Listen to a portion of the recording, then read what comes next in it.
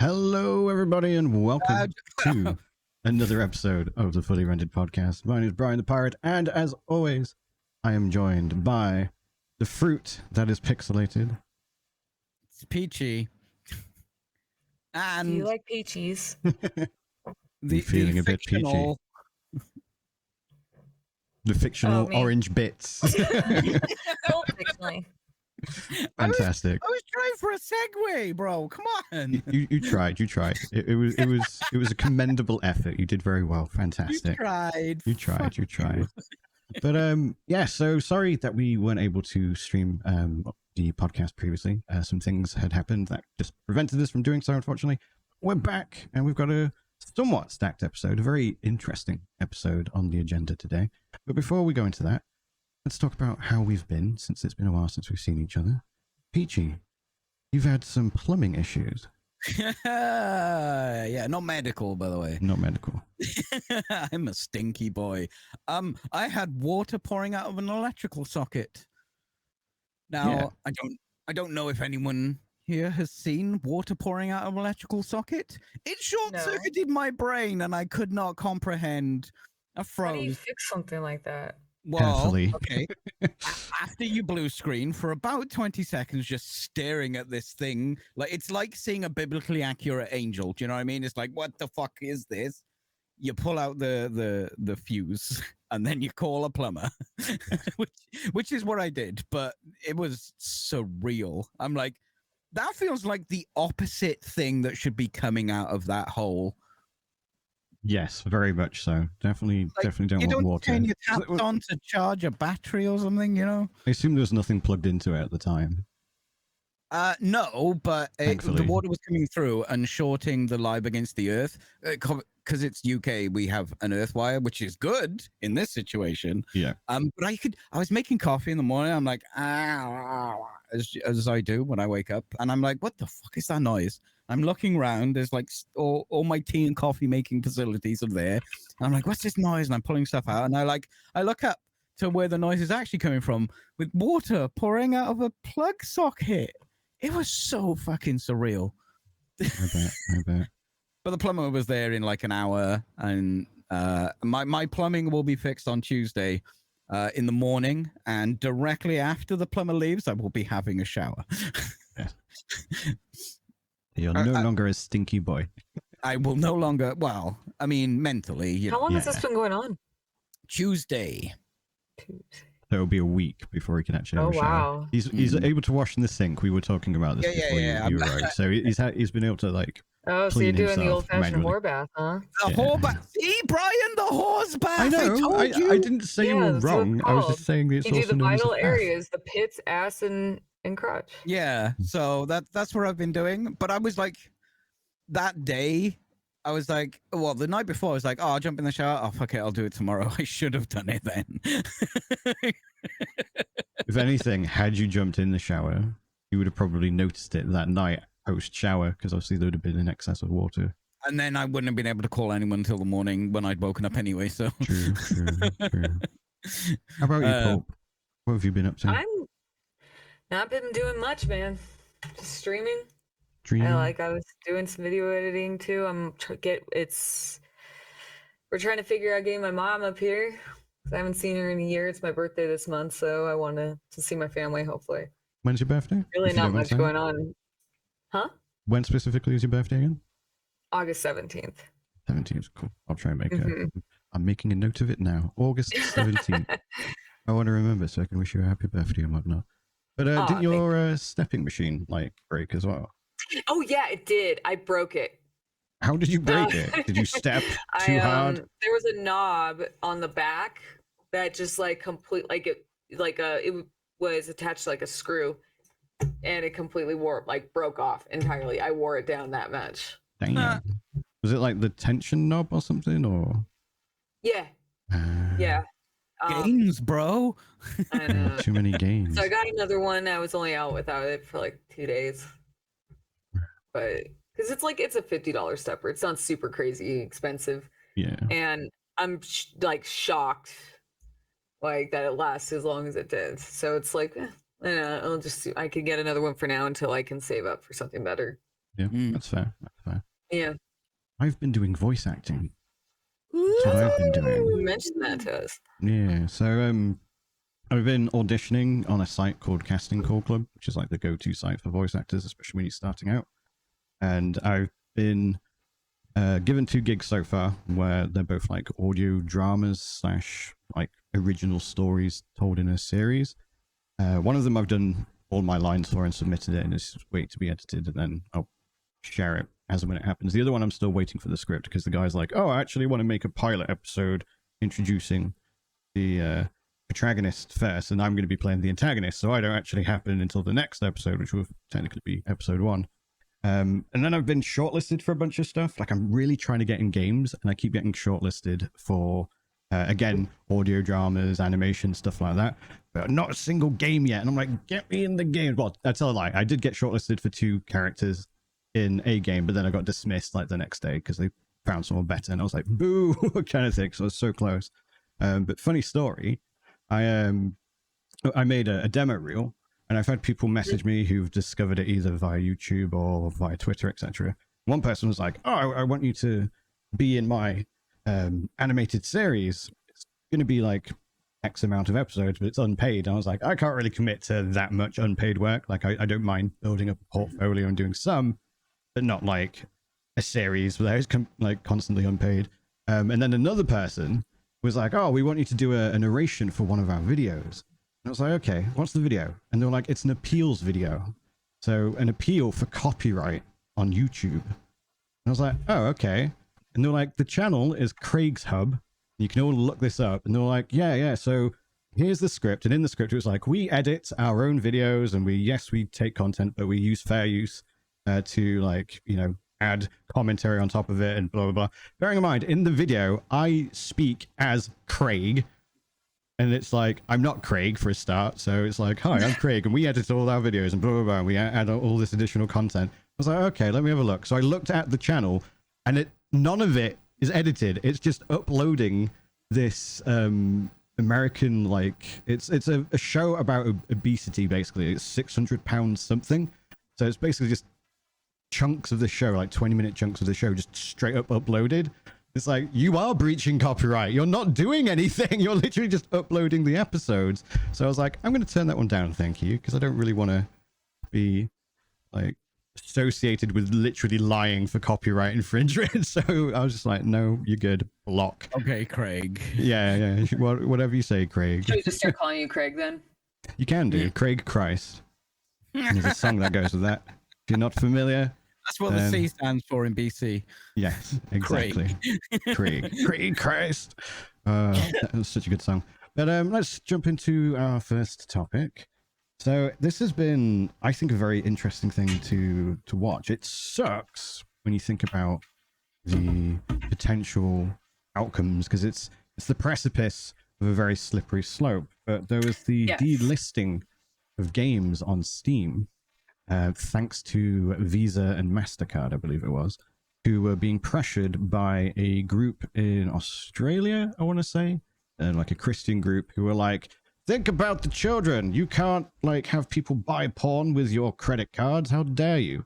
And then Visa and Mastercard were like, hey, Steam, stop doing these games, or we'll not let you use our credit cards anymore. So Steam acquiesced to their request somewhat. The games that were delisted, initially, when I saw the list, I was like, you know what? I'm kind of okay with it, because it was like really jank shit, like incest stuff and like sexual assault stuff, and I was just like sexual assault fetishing stuff. But then obviously you think about it and you're like, well, that's the beginning. Mm-hmm. Where does it end? And that's when the conversation starts to go on. And then itch.io were affected, and they ended up delisting, I believe, like all of their not safe for work content. All of their adult work. Yeah. They have like the emergency paused all of it. Yeah, so they have since been relisting it. Presumably they're going through it and be like, okay, this isn't incest weird shit. And I was just looking into this. They are relisting them, but without charge, to get around this issue. Okay. Yeah. So, no, I've been following this for a while, because this was actually something. So this is where I actually have some like background information from like working around sex workers a lot. Yeah. Where like this was something that's been going on for quite a while. Actually, it's just now hitting gaming. Yeah. And like it was a while back. I like a lot of people I was friends with would have like the uncensored private Snapchats. Like that was like a big thing that a lot of like because it was before OnlyFans was Patreon. And I want to say, and I remember it was PayPal that they were getting paid from. And what would happen is, like, keep in mind, this is your money. You want to give it to this person. You like that their content, blah, blah, blah, blah, blah, whatever. That's your decision, your money. PayPal caught wind of it, and not Snapchat, by the way. It's not Snapchat. This was PayPal. Yeah. So where they were paying them through, they were sending them. And I think like they were trying to find like loopholes by saying like send it as friends and family and blah blah blah blah blah. So PayPal caught wind of it and said that because they didn't support that kind of content, that they were just going to shut down the person who owned the Snapchat, who was like making the sales.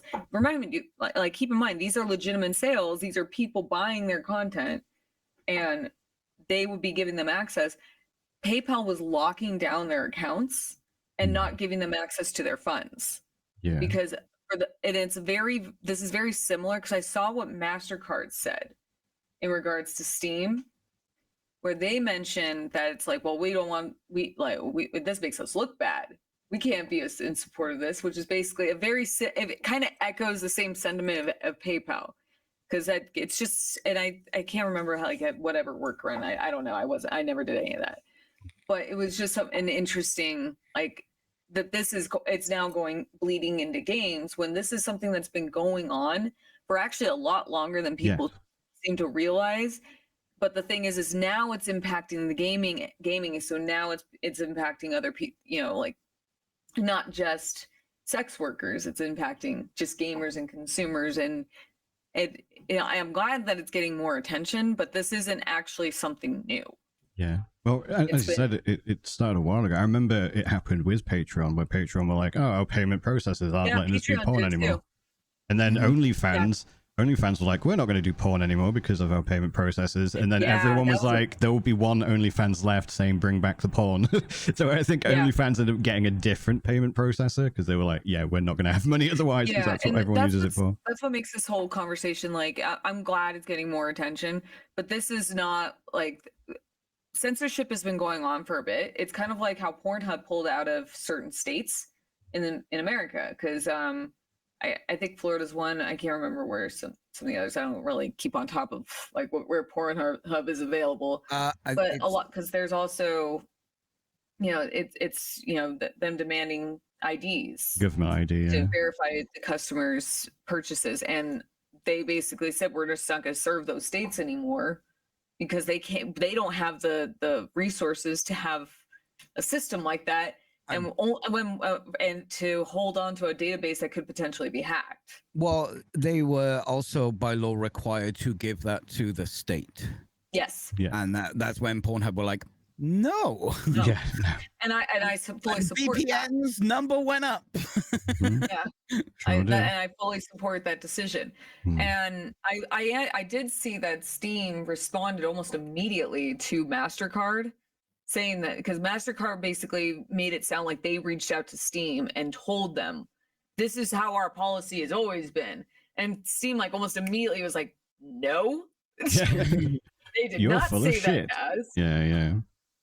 Yeah. It's messy. It definitely is messy. I tell you what it is by these payment processing companies. It's fucking creepy. It is creepy. And the thing is, like, what business is it of these people to judge or be like about someone else's taste in entertainment? What you're purchasing isn't illegal, then they have no right to tell you what to do. When you buy something, Pulp, do you go, oh, this has been processed by Mastercard? Yeah. Do you even fucking fucking look who's processing. Nobody cares. Nobody's judging the payment process on what they bought. They want to buy the thing. They have bought the thing. It also says a lot too. Like when you think about it, when you're making purchases a lot, on websites, you see that there's a little padlock in the address bar, which signifies that it's secured. So it's not secured. You're telling us that you're judging the shit out of yeah, but the thing that I would like, I take the position of this where it's like you can disagree with the content. Like I'm not going out of my way to like it started with the discussion of Steam, and the only thing and I know Steam has filters, you can add them on. However, I don't have them on because I don't give a shit. Yeah. But one of the things I do notice that I think would be a better solution than just fully censoring everything and removing content from the site is I always felt that they should just make it harder to find. Because if you have those filters on or off, in my case, I'll go on the Steam page and there's just porn on the top sellers or best sellers. It's here's all these porn games.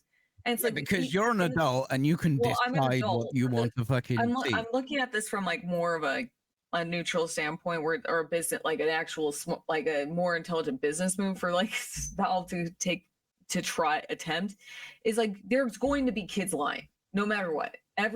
We've all been 13 years old on the internet or 15, whatever, underage, and you go somewhere you're not supposed to or make an account when you're not supposed to.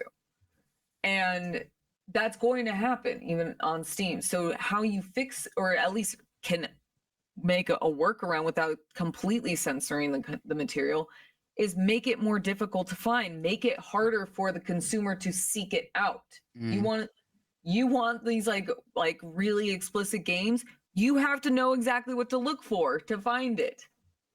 Instead of having it on the front page. Almost all of these games that are listed, I am not interested in. I don't. No, I'm not interested in either. But if you want to, what fucking business is it of mine if you want to play some furry porn game? I don't care. And Yoko Taro came out. I posted in our Discord too. He made a really good point where with what they're doing, it's also attacking the freedom of speech in other countries. Or freedom of expression. Yeah. And that's true. It's I don't know. It's it is a slippery slope. As soon as I heard about with Steam, I knew itch.io, I knew that was going to come up, and I knew it was going to get worse. Yeah. If that content that's how they start. That's how censorship starts. Yes, exactly. Right. If the content itself isn't legal, it is no one's fucking business but the person who is buying that. And all it's going to do is push all that content to the darker parts of the internet. Just that's all it's going to do. It's not going to go away. People are still going to access them.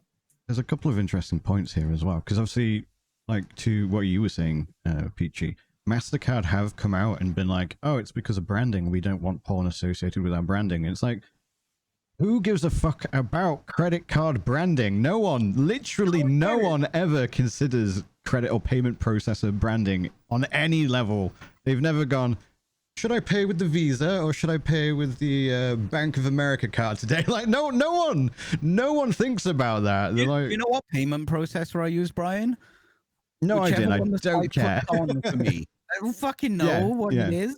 Yeah, 100%. So there's that bit, and that's what they've cited. They've said it was about branding, and obviously everyone was like, yeah, bullshit. Then there is, of course, the slippery slope we've spoken of. This was all due to pressure from a Christian group in Australia who are we are anti-porn. Well, we've already had, throughout the decades, people being violence in games incites violence in children. So when are they going to come after the war games and the shoot 'em ups and the beat 'em ups and the fighting games and all those other things that have violence in them? It's actually really all the money in them that they can't ignore and say no to. I don't know, Brian. When are they? Well, that's the thing as well. At this point, when it's more of why don't they? It's they probably will eventually. Yeah, it baffles me because, as far as I'm aware, porn is quite a lucrative business. And surely, if they're prepared to like, why Sorry? why do we have VHS? Why did Blu-ray win the CD war? Because porn shows that. Yeah. We can thank Wi-Fi because of porn. We can thank a lot of things because of porn. Faster internet, porn. You can literally thank so much because of porn. Because it is so much in demand. So it does make you wonder if they are that obliging to this like quite small group. It's not like it was like Australia, the government. It was just like people with pitchforks and signs going, "We don't like the titties," kind of thing. And then suddenly they like, you know, there's the running gag from the older, like, I don't know, probably still now, but like from The Simpsons, of somebody please think of the children. That's always the shield, and it's why these, like, as small of an organization, they work. It's because they're using like, I literally was just watching I don't know if you guys, either of you have seen the show Nathan For You, but there's this really, it was so poignant, this joke for what's going on. And it's basically the premise is he's helping out a struggling dating service and offering a bodyguards for the female daters and calling them daddies. And yeah, and so he asks him like, and the guy and the owner of the dating site goes like, "That's a little bit degrading to women, don't you think?" And he was like, "So you're saying, you know, and keep in mind, there's cameras here, that you don't care about the safety of your female clients?" It's just like, and that's basically, and then he goes like, "Well, of course I care about the safety of them," and kind of cuts away to, he enthusiastically agreed. Right. But it's like the point is that it's what these kind of companies can do, like how easy it is to manipulate and strong arm larger group, or like, you know, like Mastercard. They mentioned branding. I don't think they're strong arming them, for the record. I don't think they're strong arming them because it's a form of strong arm against manipulation. But so there was a couple of hundred letters, signatures, emails, or a couple of hundred members. That's what I'm getting, is that they use the angle of children. You go on like Steam, they explain their positioning is that you have this disgusting content that it's so hypersexualized, and it's exposing our children to it. You know, yeah, they're putting this directly in front of your children. That's the attitude you take. And what it does is that you have some, and not every, like Stripe is kind of like, it sounds like they're kind of fence sitting right now, but some of these corporations are going to fall for it, and especially considering there is an uptick in purity culture right now. I don't think anyone's falling for it because of the very low number of these pill clutching Australians, for want of a better phrase. Is it an Australian company or group? Yeah. Yes. I think that there is someone high up in Mastercard who either belongs to this group, or no, that's probably it too. Not only has these exact feelings, but wants to control what everyone else buys. There is no way that 700 people can make a worldwide change to. Well, there is also the possibility that you're on, similar to what you're saying, is that there is someone involved in, like, high up into the corporation of like Mastercard or Visa or whatever. There has to be, who right? Have their interests fall in line with that. It might not be a part of the organization, but it falls in line with their interests. And something like this, just a few hundred people, but bringing up, protect the children, because that's usually their angle. And you just have that, just a little bit of push, just a tiny bit, and they're like, boom, now I'm not going to get any blowback for it. Something comes along that they can enforce their weird power trip on, without making it seem like it's their own self-interest. Mm-hmm. There's been an interesting response though from a number of like regulators, like the sort of people who are like, as long as you use PEGI system or whatever your regional equivalent is, that's what it's there for, then we're actually okay with it, and we think this is really fucked up censorship kind of thing. So even the people who come up with the systems that are there to protect the children are like, by the way, but Yeah. And they're just like, this is so unnecessary. Like, you literally, as long as you're labeling the content and like explicitly showing that it's something that a child shouldn't be engaging with and things like that, you're doing everything that you should be doing. So there shouldn't be a problem. So even the regulators are like, what are the payment processes talking about? They're full of shit. There's also been another. That's why, like, it is creepy, and that's why I say it kind of probably the most realistic idea, like scenario is probably this falls in line with some higher ups best in like personal interest, and they're using it as like, oh, bingo, now it's not going to look like it's me wanting to take control. It's like, look, we have pushback, look at these angry parents, and it's like church ladies going, somebody please think of the children yelling into a crowd who couldn't give a shit about children, let's be real. And that's the sad thing too, is companies like this, they don't give a shit about the children. When you mention branding, Bryan put it best, who the fuck cares about branding with a credit card company? You know what's worse for their branding? This, because everyone's talking about them. Yeah, this is bad for your branding. Yeah, and if anything, you're going to have a bunch of companies going, is there a way we can stop using them as a payment processor and stuff like that? But there has been they are looking. You know they're looking. There has been another interesting response from our lords and saviors at GOG.com, Good Old Games. So they've basically done some initiative to help like preserve games. So they came out with a statement, which is, thanks to the dedication of developers and publishers, we are launching freedomtobuy.games.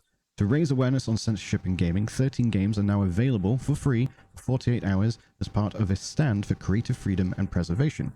We believe that if a game is legal and responsibly made, players should be able to enjoy it today and decades from now. It's a normal response. I know, right? It's our statement: when games are delisted today because of discomfort, reviving them tomorrow becomes exponentially harder. Visit freedomtobuygames.com to learn more. Now, I'm going to go on a slight tangent here, because I checked out the games that are available. They are currently available now if you want them. And me too. I picked it up so I could see what games they were. Yeah. And it tickled me, because some of them are quite funny. So currently, you've got a day and 3.5 hours to claim these games. So I'll just go through them carefully. So you got Postal 2. That's a somewhat reputable game. You've got Agony. Postal 2 is a hell of a lot of fun. If you haven't played it, get it for free on GOG. Exactly. Freedom to Buy Games. Not GOG. But then you got Agony plus Agony Unrated. Then you got Leap of Love, which looks like some kind of waifu simulator. Then you got Being a Dick Season 1, which I'm assuming is some kind of... is very good. Apparently is very good. Information from a friend, or should I look in at your Steam library? So when I was trying to find this, because it's not listed, also people in Germany can't get this, I believe. Okay. Yeah, I looked through a lot of Reddit threads, and people were actually raving about Being a Dick.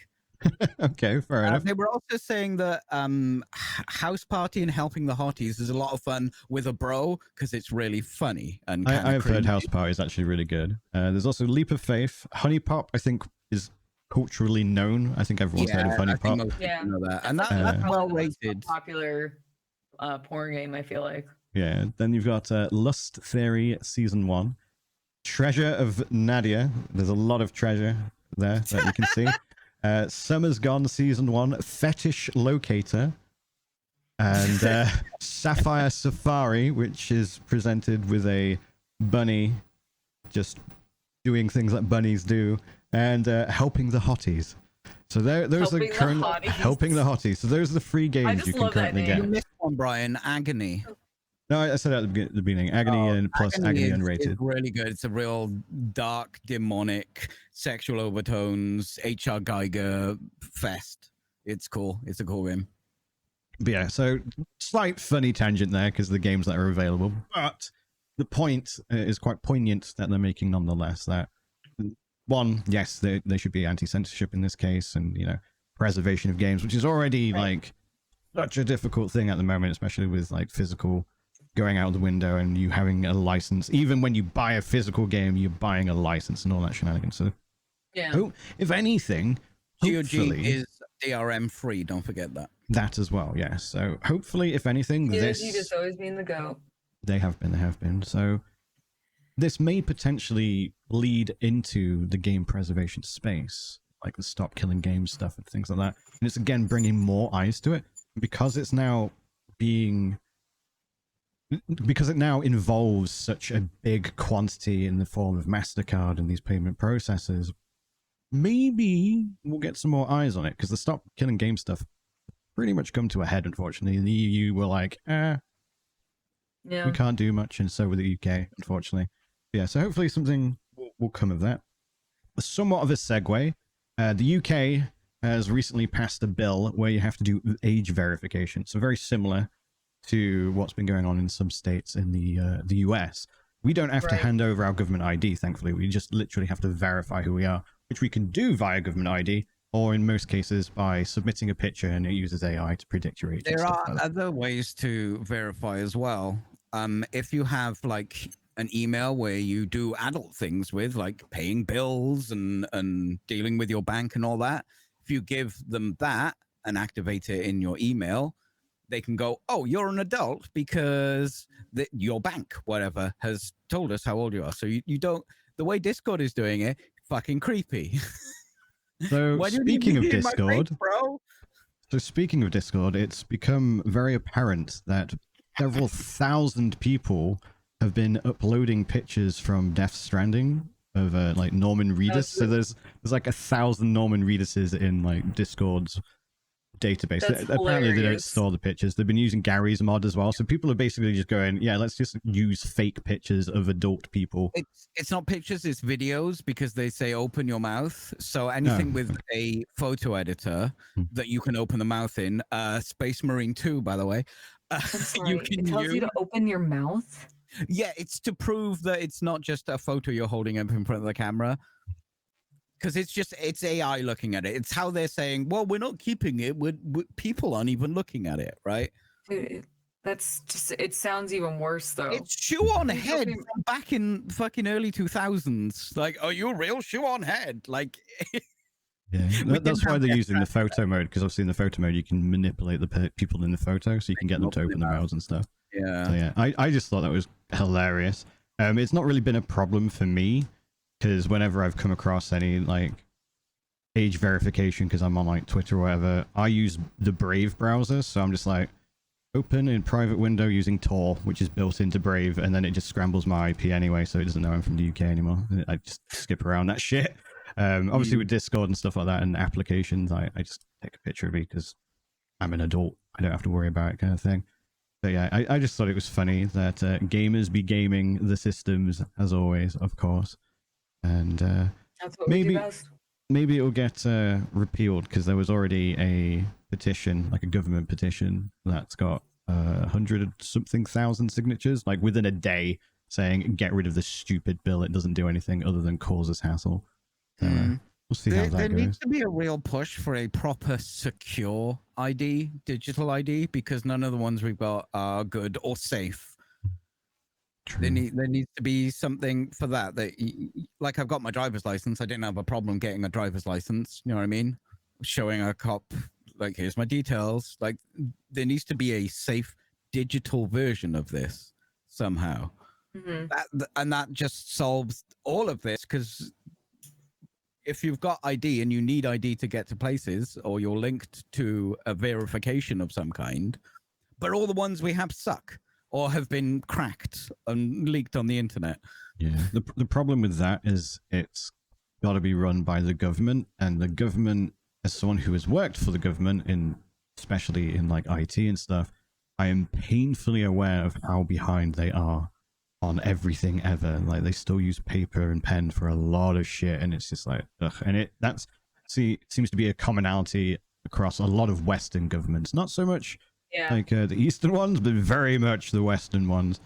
So yeah, a lot of Western governments I've gathered are pretty incompetent as well. Yeah. Speaking from experience and from living in the States. Yeah, like it's just like, I think that's where where like why this is so alarming to people is, like, we've been proven time and time again when it comes to like showing your ID or something like that I like when I found out about, because I would never put my ID on anything. Like if it's because of like how, like we literally just had that T-app scandal. Yeah. That just happened.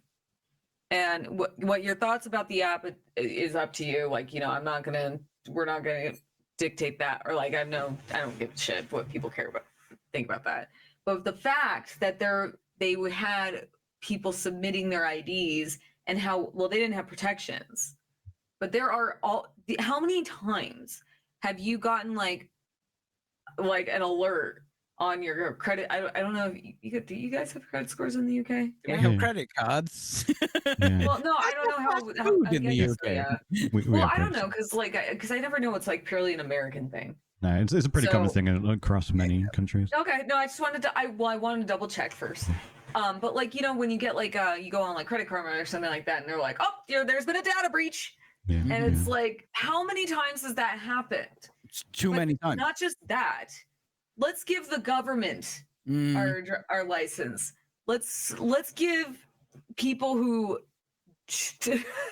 we've been proven to time and time again that of their incompetency. Let's give them our personal information. There needs to be something that is removed from government. There needs to be something that is the only information that's kept online. They ask for those things is because of the government. Well, yeah, but yeah, I can understand. I agree with you. It's from Honey Pop. I can understand that you don't want a child playing Honey Pop, right? No, and that's why I argue a better solution is make it harder to find these. Yeah, but do you know how fucking horny I was when I was like 15, dude? I would have found that shit. I'm not saying that you wouldn't. Kids aren't going to find it. That's not at all what I'm saying. There needs to be kids are going to do kids are going to do what kids do. That is kept online is yes or no. That's the only thing that could be possibly leaked, right? Right. But then it needs to be verified so they can put that information online, yes or no, and then they can just check: is this person okay? Is this person not? Whatever. But it can't be a government thing because. I don't know. I don't want to give details to the government about myself. I don't want that. I don't want to do that. I would say part of the argument that Pulp's making is I wouldn't want anyone to do that because anyone's at breach. Like Pornhub, they were like, we don't want to do that because we don't want to be the target. And that's the most admirable response from Pornhub. It's like, we don't want this responsibility, and especially because there is a potential for a data leak. There's always a potential for a data leak. Dude, I gotten emails from like places like websites or whatnot I haven't even been to since I was like maybe 18, 19 years old. Discord had a leak a few years ago. Yeah. And it's like, you don't know what's what. And I don't know what the fuck. It was probably just an old account and there's nothing on there. But the fact is like data breaches happen all the time. They're going to. I brought up the T app because it's like if it's something that's enticing enough for some people to do, they will breach it.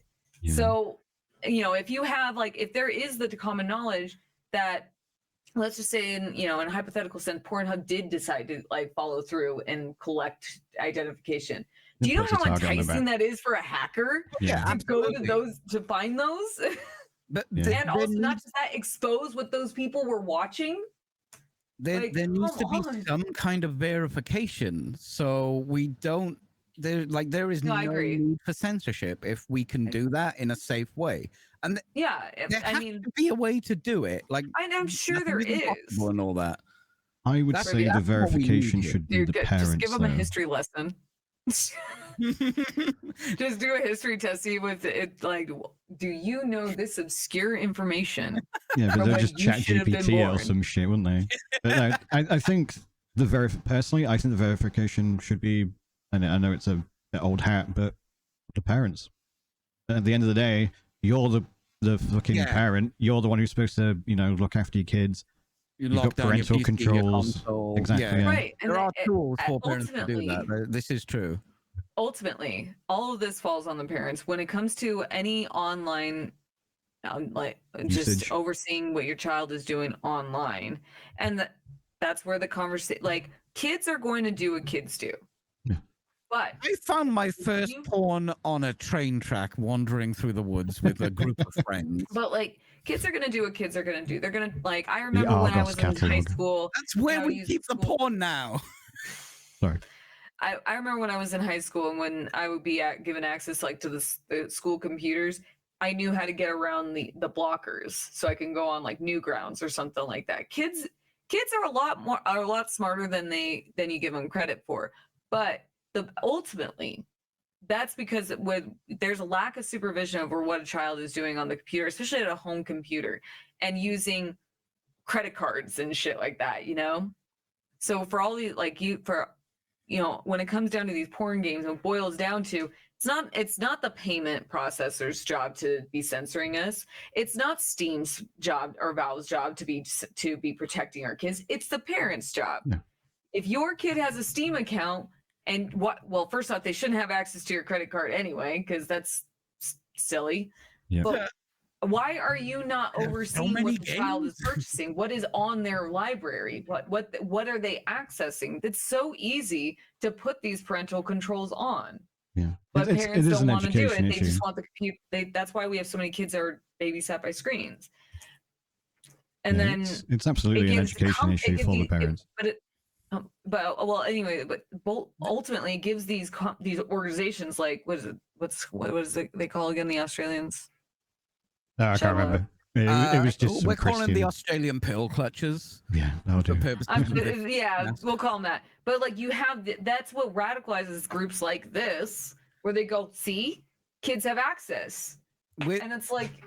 With regards to verification, though, there are assholes who are parents. There are vulnerable children out there. Like, it's not just the parents. The parents should be way more educated than they are.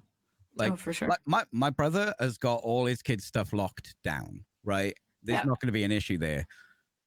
But what about a kid who isn't cared for? Like, there does need to be an intermediary for obviously there's going to be exceptions to the rule, but ultimately it lands on the parents. That's what I'm getting at. Yeah, it's like, of course, there's not like it's not going to fit every child's going to fit that criteria, but like, but the thing, and you're right, it is the parents' job to be educating themselves on what they're.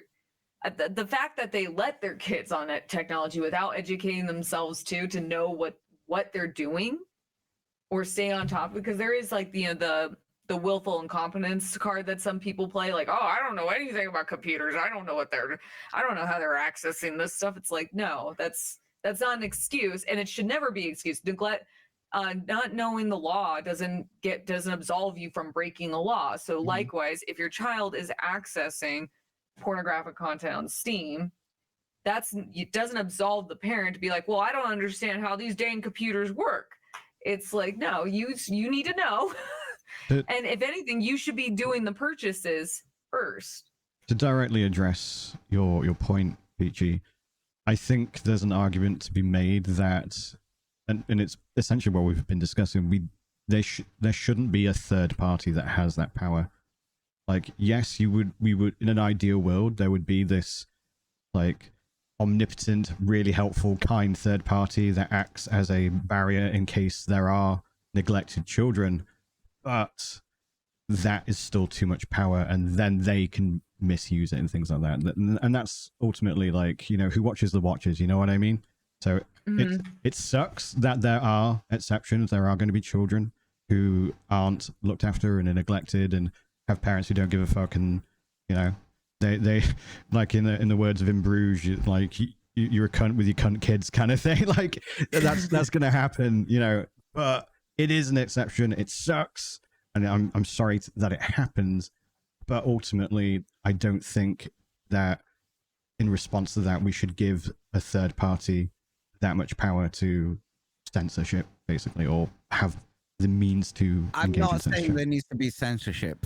No, but I mean, if you give them that power, they have the potential to do it, and that's the problem. We were already seeing people who are like, there's probably some of these organizations who would even use that angle. It's like, but what about the neglected children? It's not, we can't protect the parents, can't protect them. It's like, not your job either. Yeah, basically the cons outweigh the pros. I would say it is someone's job to look after the people who aren't being looked after. No, right, but it's not the corporation's fault. It's not Valve's job to be. No, it's not. But if they have no parents or they have no guardian that will look after them, there needs to be something for those people. Arguably there is, and that's like child services and stuff like that. Yeah. Mm-hmm. Well, maybe then they should be taking. That's an entirely different argument. There's going to be exceptions to every rule, but there's always going to be exceptions to the rule. The point with the goal is you should be looking at the bigger picture on this one, where it's like who ultimately is responsible for the children's access to the internet, what they're being exposed to. It's not Pornhub or kids are going to go on Pornhub anyway. But like it's not Steam's job. That's I'm not saying it is. Yeah, but that's what these organizations are doing is by like trying to manipulate. Saying is he wants an intermediary, like a regulator. I can't help you there.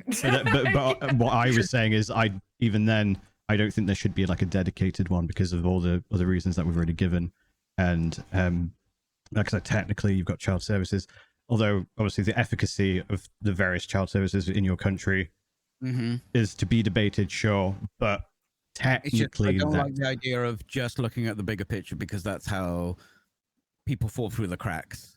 Right. Sure. I don't know the answer. Yeah. I don't know the answer. Censorship is not the fucking answer. Yeah. No. I 100% agree. Have different opinions on what other people should be. That's where it's like when you start bringing up things like neglected children, it can that's where you could start kind of muddying the waters. We have to just it's more about looking at the overarching issue here, which is the goal or the course of action has been censorship, which is not the correct choice. It's never. At that point, it's overcorrecting the problem. Regulation is closer to it, but it's not regulating the content. If there were ways you can regulating the access to content, I suppose. Right. I mean, if anything, there should be, some sort of like screening process for if the games in question, like using Steam, for example, if the games in question are breaking any laws, then that's where why aren't they getting screened first? Yeah, if they're breaking laws, which they aren't, Steam will take them off the platform. They've done it many times. There should be a screening process first for every game. But unfortunately, Steam's just such a big platform, and I'm sure there's so many games that get added to the marketplace all the time because we've seen some wild shit go, slide through the cracks. But what Steam should do is probably just have some sort of secondary screening process to go through the content to make sure that it's not breaking any laws. Yeah, but that's what I'm saying. That's the concern. That's the concern. Nobody's arguing that illegal content should be available to buy. Everyone's like, no, I don't want any of that. No, bad. That's breaking laws. It's the stuff in between, like honey pop. Like that's not breaking any laws. No. Let's wrap this up. Basically, the summary is let people see the titties and stop asking for our government ID. Free the titties is what we're saying. Free the nipple. So a couple of quick subjects to go through. Warner Brothers are making another live service superhero game, despite the fact that they tried Suicide that. Squad did so well. Yeah, so this was found out because of a job listing. Now, the thing is, I get that they want to do another superhero game because they've paid a lot of money for the DC license, but surely you would think, what was the stuff that was doing really well that we got Rocksteady to do before Suicide Squad? Oh yes, the single player games. They were doing really well. Why don't we make more of those? We don't know what type of live service superhero game it's going to be. I suspect it's going to be some kind of Marvel Rivals competitor. That's my guess. But you would think they would learn from their mistakes and be like, let's stop throwing money at the live service thing that we keep failing at. Really, really, really well. They've lowered the prices of skins. They're doing that well. Yeah. Marvel Rivals is killing it, to be honest. And it's a good game. Brothers want some of that. Yeah. It's just that Warner Brothers have always wanted, Marvel seems to have more success. Well, it's funny. It's funny because Warner Brothers restructured like their gaming division, like laid off a bunch of companies and employees and stuff like that, and so they can focus on their primary IPs, which was Harry Potter, I want to say Lord of the Rings, DC, and something else.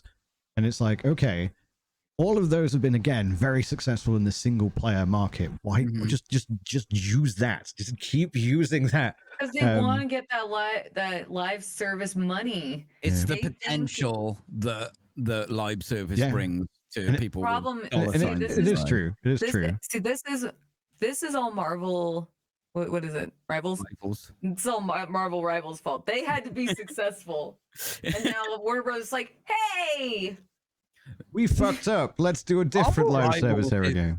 Wait until the live service Harry Potter game, man. The Harry Potter game sold gangbusters. Yeah, it was literally probably one of the most successful products they've made. It's like, why aren't you chasing that? You know it, but you know what that means for them now? They're going to make an MMO. Well, their response to its success was, I think, like the CEO of the gaming division or whatever was like, oh, it probably would have done better if it was a live service game. And people were like, no, it did well because it wasn't a live service game. But yeah, it is what it is. They know people don't want this shit. Well, it's like you said, they're chasing the money. They're prepared to throw hundreds of millions of dollars in striking rich and hitting oil and getting the $1 billion return kind of thing. There's people running numbers going, well, there's a 44% chance of this to fail. Oh, but if it doesn't fail, look at the projected earnings. Then until those probabilities just hit the floor, people are still going to be trying this shit. Yeah, 100%. The Outer Worlds was initially going to be $80. Xbox or Microsoft were like, we're going to make our games $80 moving forward, especially those releasing around the holiday seasons, in response to the market, whatever the term is, market conditions, which was basically Nintendo going, yo, Mario Kart's $80 now. So Xbox were like, well, if they can do it, we can do it too.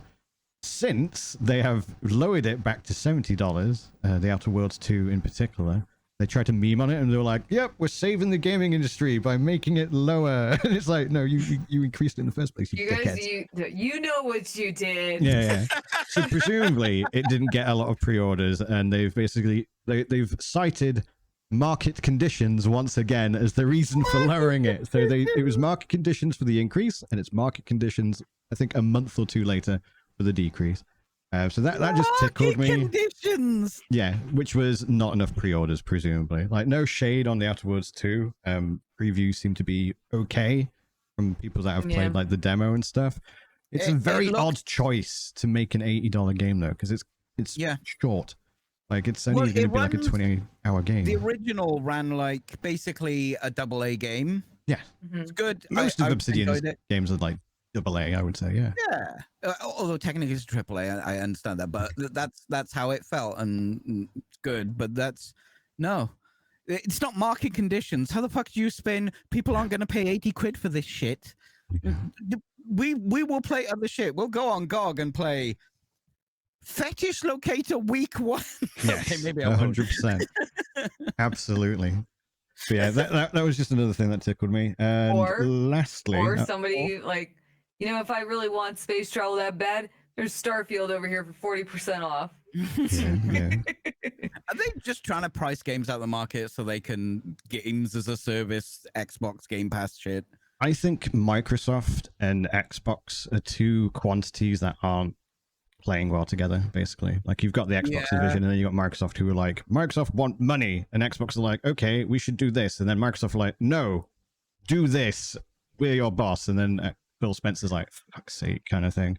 Like, there's a lot of conflicting things that have come out of Microsoft and Xbox recently. They'll say one thing, they'll suddenly do another, then they'll turn tail on it again, and like, it's constantly flopping everywhere. And I just think that maybe not cohesion there, is there? No, definitely not. I think there's probably maybe even some like infighting amongst, like, I don't know, Matt Booty, Phil Spencer, Sarah Bond, and all that. And then of course there's their bosses who are then also dictating what they do. And I think it's just causing a lot of conflicts and resulting in Xbox/Microsoft just looking very fucking stupid very frequently in the last year or two. But it is what it is. we've got one more topic to discuss, but I think we'll save that one if we've got time for in the second half. We're going to go for a break for 5 to 10 minutes. Go get yourselves a drink, a snack, walk around. Like I said, Mike's, shit on your weighing scales or something, whatever Bryan usually says. Shit on your scales, weigh yourself before and after you poop. I did that earlier. I wish you were there to tell me then. I'm sorry, I'm glad I fucking wasn't. Next time, I will be there with the scales. I will hold them for you. Right. Anyway, we'll be back in 5 to 10 minutes. Mike's will be hot. Welcome back, everyone, to part 2 of the Fully Rented podcast. We are going to talk about the things that we've been doing, playing, etc. Let's start with Peachy. Peachy, you've been playing a number of small games, let's say. Well, one of them isn't that small. 2 of them aren't that small, actually. There's no indie because I have bathroom problems, so I haven't had time. What have I been playing? Peak. I've been playing Peak with friends. Not biological bathroom plumbing. It's fine. Okay, I'm fine. The doctor said the rash will clear right up. All right. So yeah, I've been playing Peak, which is okay. So there's a single player mode in Peak, and it's kind of mid. Right. It's the same game, but it's kind of mid. It's okay. Like, it's not a bad game or anything. But I got like a group of friends we play games with, and every time I've played with them, I've had such a good time. Like, and I know there's that meme of, oh, well, it's good with friends. This really elevates it. It's more than the sum of its parts. And all you're doing is trying to climb a mountain. It's peak, get to the peak. And there's like grabbing physics. You can drop, you can get items and ropes and all that kind of stuff. But it's just fun. Yeah. It's not deep. It's not like trying to make you think. It's just fun. Yeah. I've heard that from a few people. Because it's that genre of co-op survival, which is like Lethal Company and all that. I think it's better than Lethal Company. I like the description. Instead of knocking people down with physics, you're trying to lift them up. Yeah. Very positive. What a positive message. And you can get yourself into some shit. I was looking at Peak. It looks really charming. Yeah. It's really cheap as well. It's like a couple of quid. Yeah. I think it's like $5, Yeah, something like that. It's really cheap. I'm not sure if it's out or if it's in early access, but it's just fun. It's just get to the top with your friends, or just like bye, long live the king. When a lot of people were playing it, I was playing Death Stranding 2, so I was just like, it was kind of like coincide. I think a few people while I was playing it were like, "Have you tried Peak?" Well, my mate was talking about it for ages, and I'm like, "Oh, it's one of those viral games that's the same, and they're fine for a bit, but like, I'm not going to enjoy it that much." And I really, really did. Yeah. But with friends, like I played it. Yeah, you know what it kind of reminded me of in like Repo meets like Chain Together. That's the idea that I was getting. Yeah. I don't know much about the game, obviously, but I played Repo. Chain Together is like everyone has to work together to get up. Yeah, I think the genre is coming out as being called survival co-op. Survival co-op. There's a slightly more derogative name, which is friend slop. Which, I don't like that term. Yeah. I don't think that's a good genre name because it's not slop. Yeah, it's not. Like I get what they're going like for. If you're enjoying it, you're enjoying it at the end of the day. Slop that come out that people take because people take advantage. There are people making clones of like other games and stuff. Yeah, well, like there was another one I played that was very similar to Lethal Company, and I really wanted to see do well. Actually, let me pull it up. It's called Pilgrim. You ever heard of it? Nope. No. It reminds me of Lethal Company with a little bit of Attack on Titan. Okay. In one of the weird aspects. I think it's one person. So like I think the problem that we were coming across was it was like kind of lacking. It looks like they've added more updates since. That's what Repo has an issue with. It doesn't have enough content yet. Yeah. But I think I can't play Repo for more than like three attempts because then it's just like I get bored. The thing is with Peak, if you're going bottom to top, you could be there for 3 hours. Like it's like I know some people really, really, really like it. And I like the thing with these games I get especially when there's like repetition like that, like it's just a repetitive goal or game playthrough. I get really. But you will be like, doing. I can only do like so many. It's why like you know like when Phasma like first came out. Yeah. And like there's like people who will play that shit constantly all the time, do all these runs, maybe even not with their friends, maybe even by themselves. I'm like, 3 rounds and I'm good, dude. Yeah. That's the thing, right? With those games like Phasmo, you go to a house, you do the house, and then you do the next one. You go to that place and find that ghost. And Peak, you're unless you die early on, you're doing one bottom to top with your friends. Right. That sounds like something else that the Australians were trying to censor. I got what you mean. Yeah, you're there for the long haul. It vibes a bit. It's definitely the same genre, but it definitely plays different to. I like the let's genre. go to the next run. Let's do the next run. Like the friend co like survival co-op, friend co whatever. Like these a lot of these co-op games I really dig because I'm not PvP interested in PvP whatsoever. I never have been. Just not very multiplayer, to be honest. I'm not competitive. 3 older brothers knocks the competition out of you, but but co-op was always my bread and butter. Like I loved like Halo co-op and all that. So seeing these games pop up like Peak and Repo and even back when Phasmo came out and all of this stuff, like it like I get really stoked on because it's like an opportunity to play with my friends, and I love that because I like working together towards the goal. Co-op vibe, yeah. You can still fuck each other over. Which we always do. Yeah, but I like that as like an extension of the experience than being the main point. Yeah, of the for sure. experience. Yeah. How about what else have I been playing?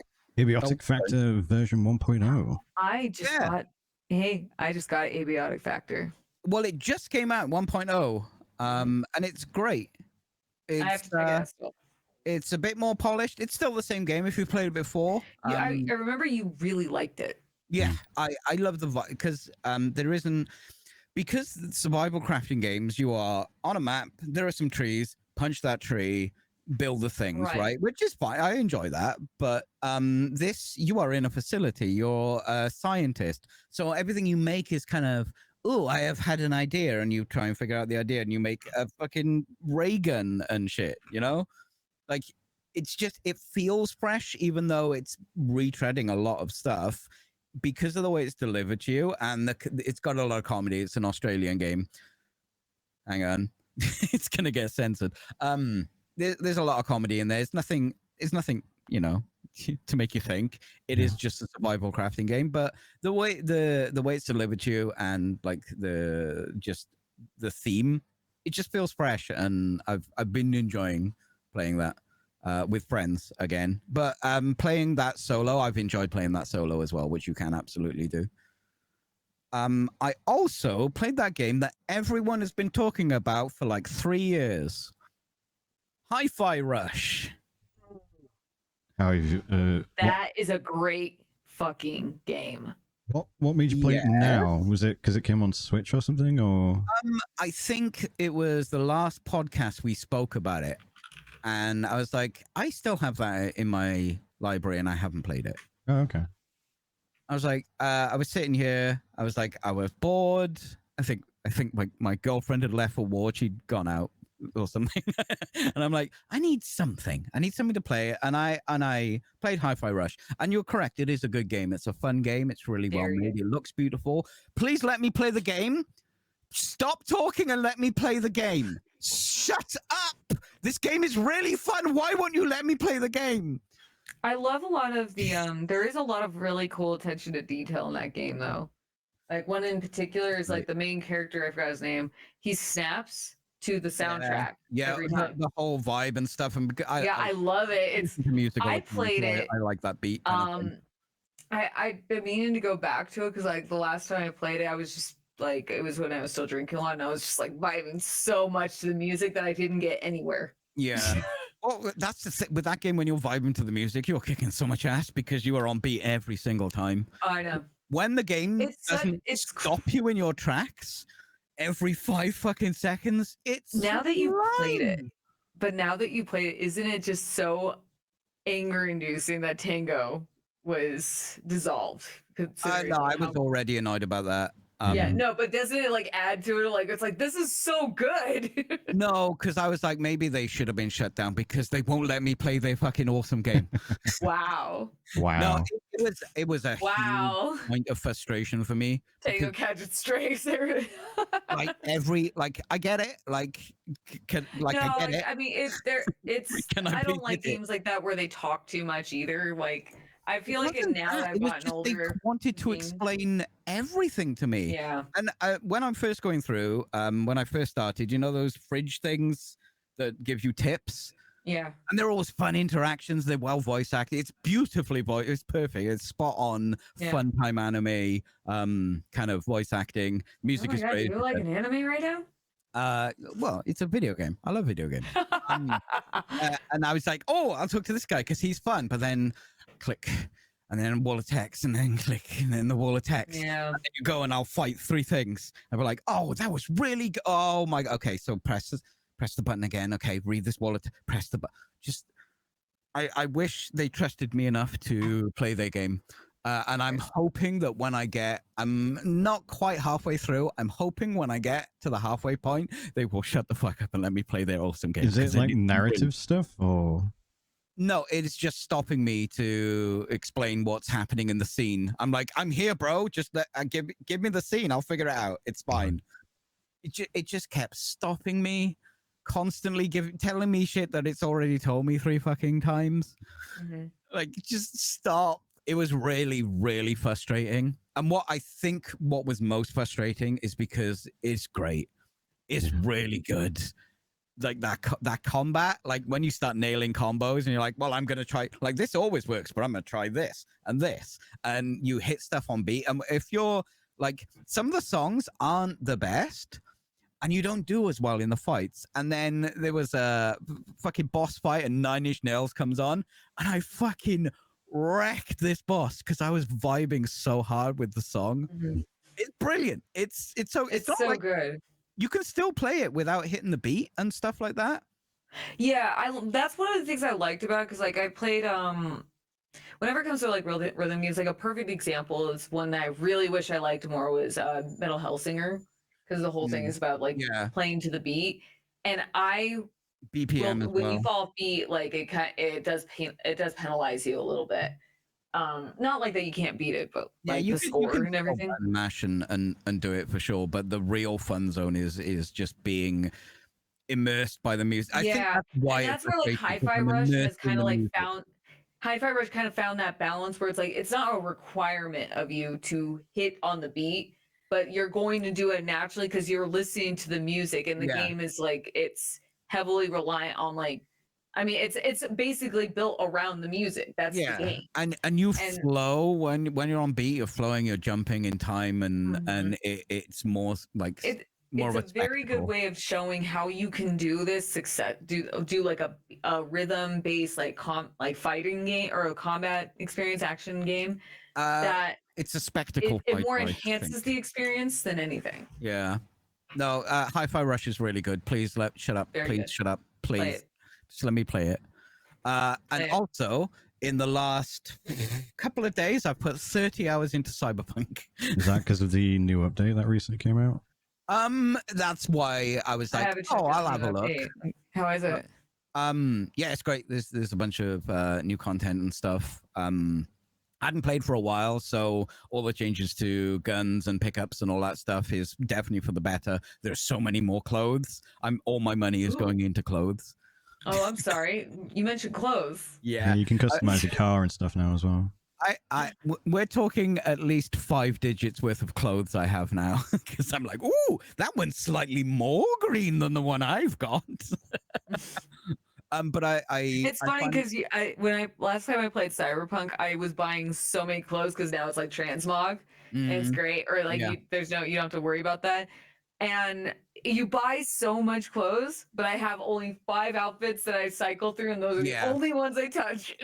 Well, I actually, so I run 3 of them, and then I'll have like 2 work in progress and whatever my current hotness is.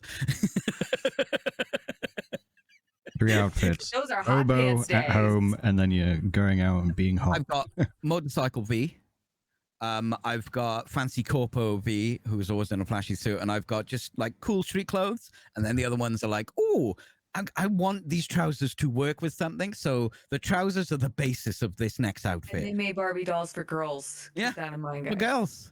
Look at the market here. I know. Well, it's like fashion souls is a big thing, and we'll get into it with about Wuchang as well. But like these. And all these games, you like fashion souls, Cyberpunk with like dress up dolls. It's like, but they made Barbie dolls for little girls. Yeah. Gotta add out.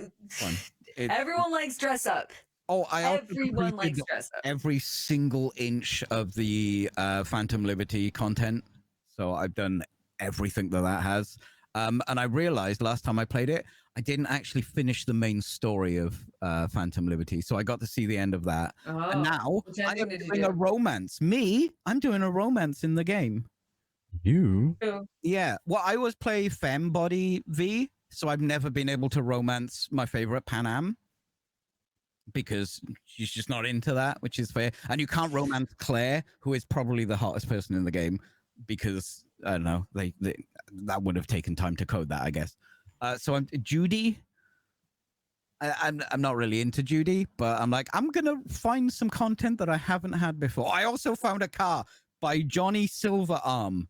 And it's basically Johnny Silverhand's Porsche, but it's a cabriolet. And you find Johnny Silverarm dead on the floor, and he's like a cheap knockoff of That's fucking funny. Nice. There's a bunch of new quests. I think that was one of them. It's cute how they like expanded on the romances and all that. Like they did some like really. I haven't seen the new update, like new one, but I don't last think time I played, like it's romance crazy amount of content they added. Yeah, but there's a bunch of new quests because I'm finding new ones, and maybe some of them are old, but definitely some of them are new that I've never. They added some new ones that had unlockables for the new car content that they added with this new update, so you can get new cars and customize the cars in terms of color. That's and another thing. I've like every time I'm driving, I'm not going very fast because I'm constantly in slow-mo trying to steal all the unique car paints and stuff. Right. Like, I don't even have this car, but I need that skin. So, Pulp, you've been playing the new Hotness Souls-like. I've been calling it a super sexy souls. Sexy souls. Or boob souls. You know? I was going to say, it's very... Dude, I have 3 costumes. Speaking of costumes, 3 costumes that are labeled as leggings and they're just panties. Like, come on. I want my leggings, damn it. I gotta go to Costco in a minute. I know, right?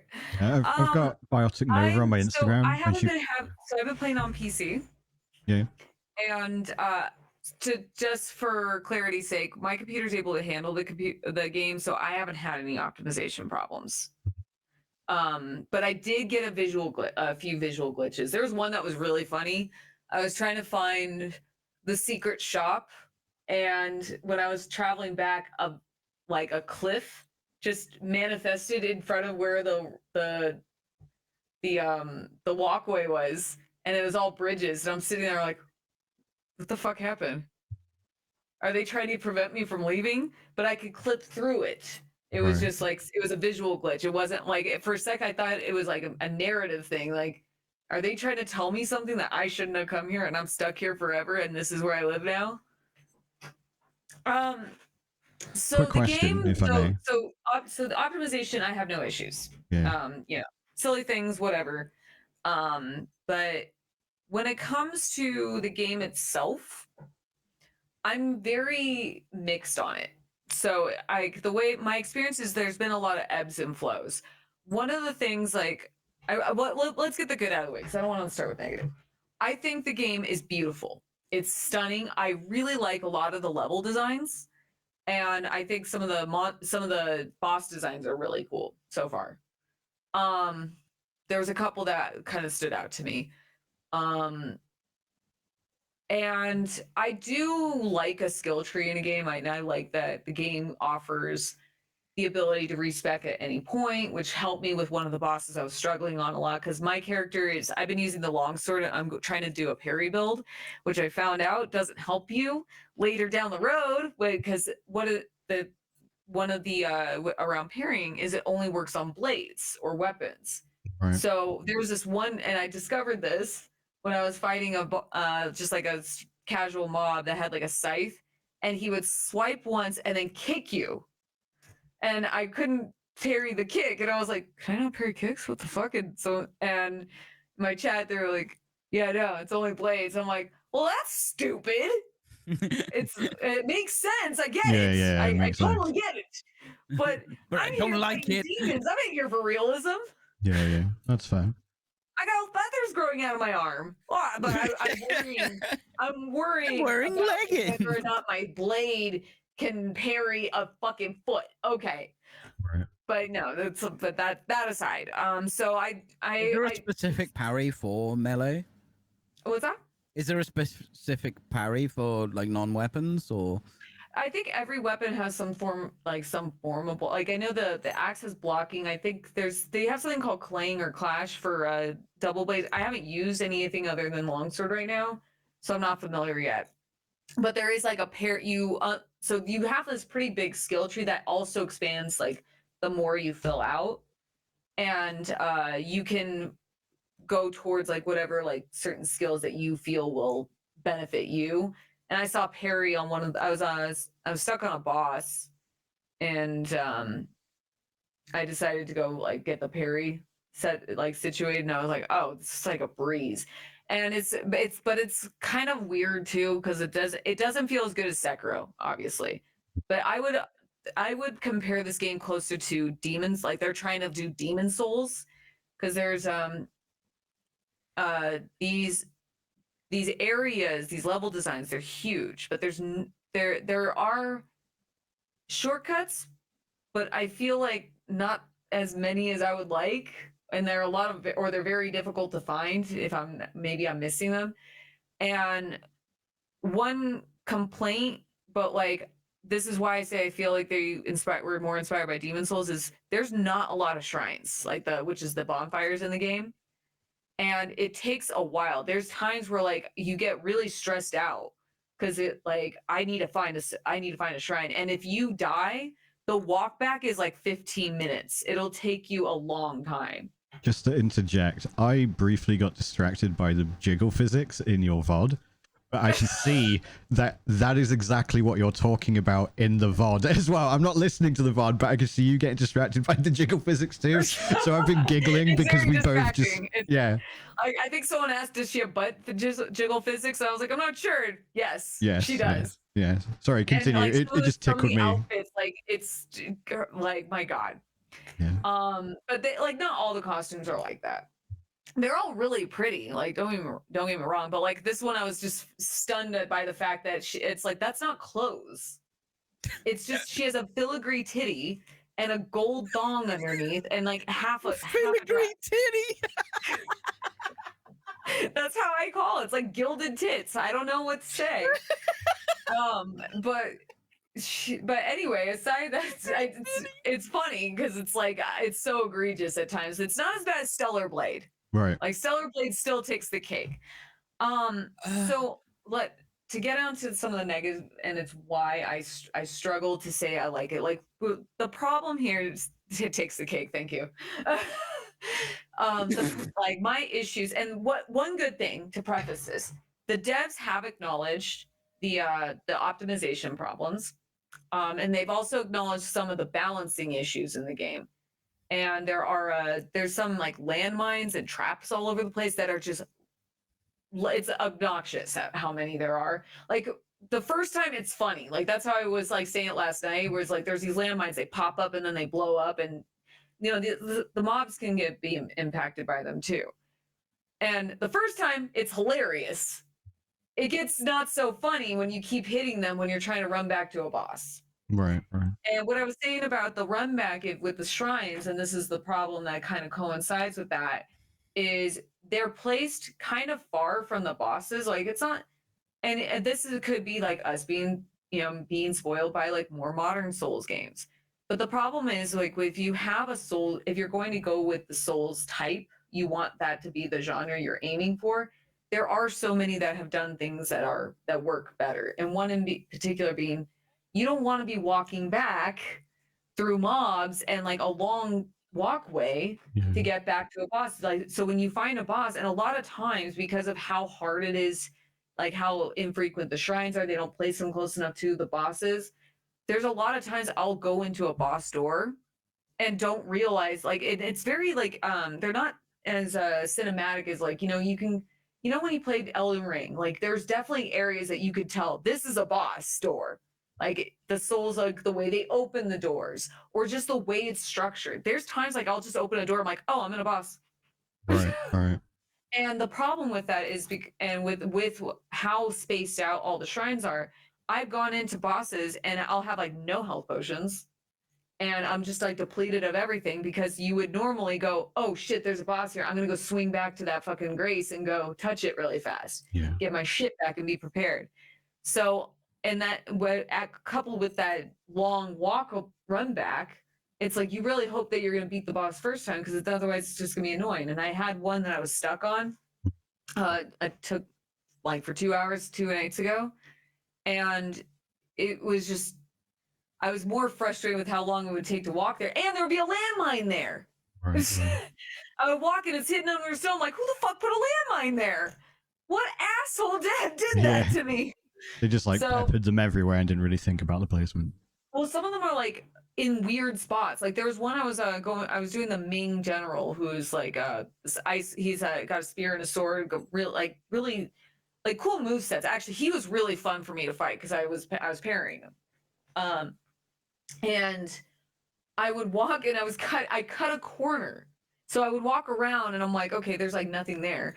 But then I cut a corner and there was a landmine right there. And I was like, who the fuck did that? Right.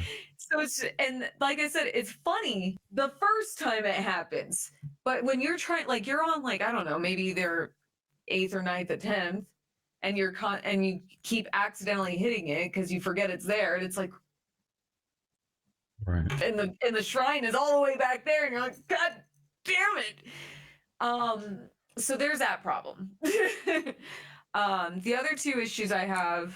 And all these, by the way, I've seen echoed by the community. It's definitely not just me. I'm not being nitpicky. Some of the animations are a little long. And the one in particular that most commonly complained about is when she gets knocked down, it takes her a long time to get up. Right. And you have to, even when you spam the dodge button, she still takes a while to get up. And there's times where like you'll fight these bosses, and this is where like the balancing can kind of come in, where they're so aggressive. And there was like one where like he's just swinging constantly, and I'm trying to get up because you can't just stay on the ground because she's gonna get hit anyway. So you're trying to get up, and then you get up and you get knocked back down again.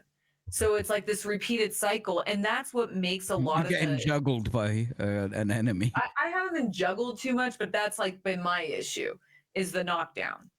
And the other one was the ladder is kind of obnoxious. Like it takes her a long time to get on the ladder, takes her a long time to get off the ladder. And I've been knocked off because she took too long to get off the ladder, where the archer knocked me off a couple times. So I'm like, right. So like, I don't know if they're going to address those issues, but those are the two most common ones that I've had issues with, where it's like they wanted to make it more flourishing and there's a lot of almost dance-like the way your character moves. And it fits thematically, but if you're going to have these kind of animations, and this is why I say if you're going to have like make a Souls game, you have to understand too, unfortunately, and like I'm not going to shit on these devs. This is their first game.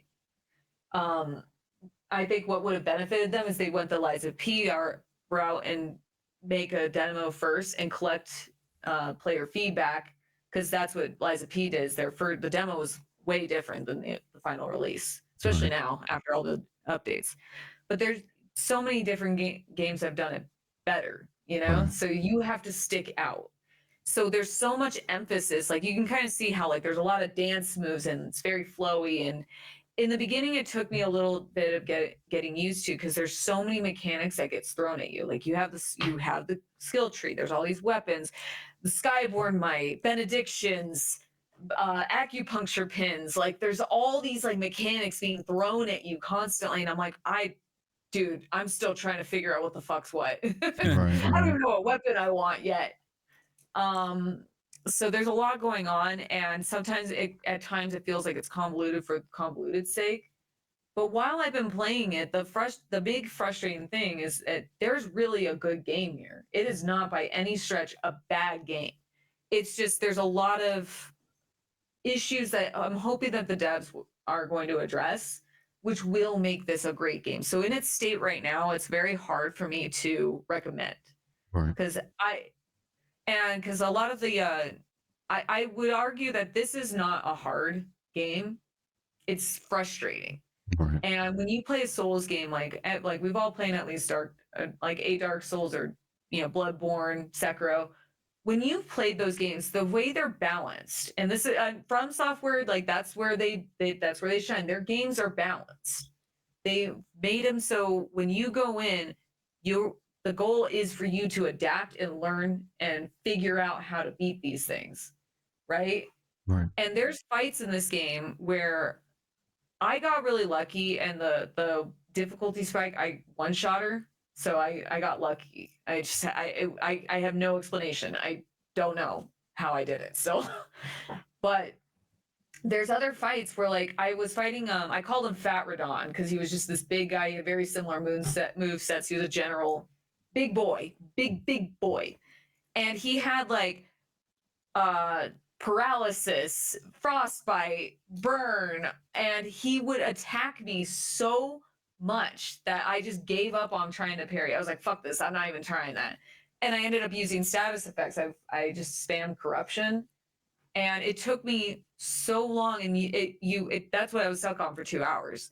Is like I was trying to learn his move set, but then his move set would change and he would be so aggressive, and I'm like, and the amount of times I was like, this guy's just annoying me right now. Right. Because like it's not this that's what would get me like so frustrated with the game. It's like I could see how I could beat him, but it's like some of these move sets are ridiculous. And I've had like people come into my chat and even say the same thing, that it doesn't look hard, it looks just frustrating. And it's like that's exactly how I would describe it.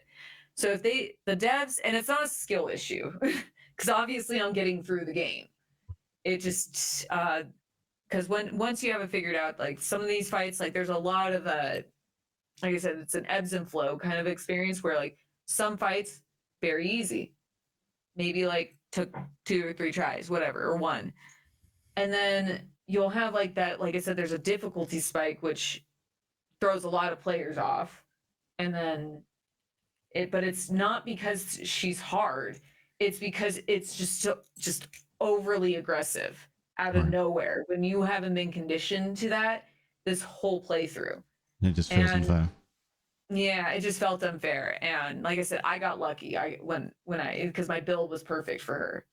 But I've heard other people come in or would come in my chat and like, I'm stuck on her. It's like, yeah, I don't know what to say. Wrap things up then.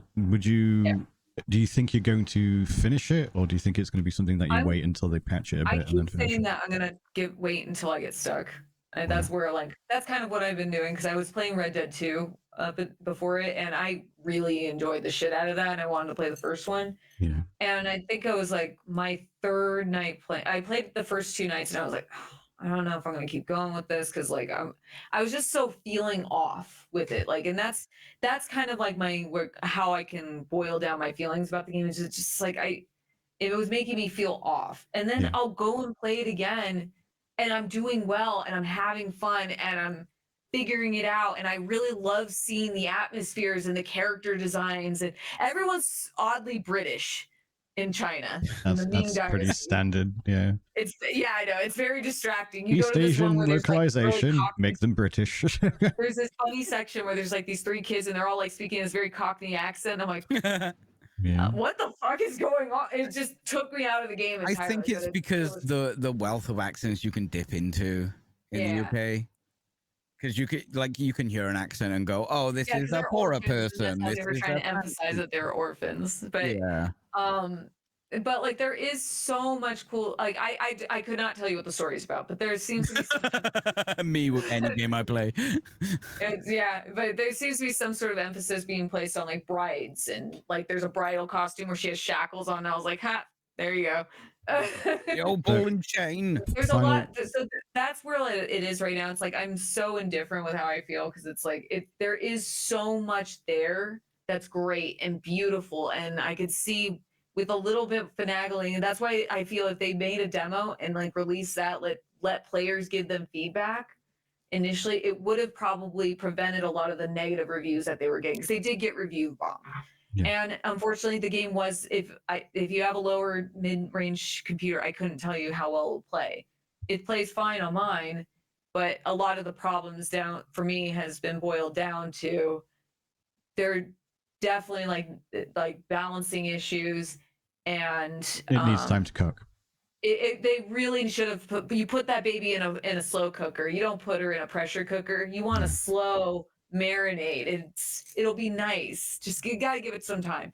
I think it may be like give it a couple months probably, I think. And that's when I would probably recommend it. In its state now, I would say hold off for a little bit if you're not sure. If you're not sure, you might not like it. Okay.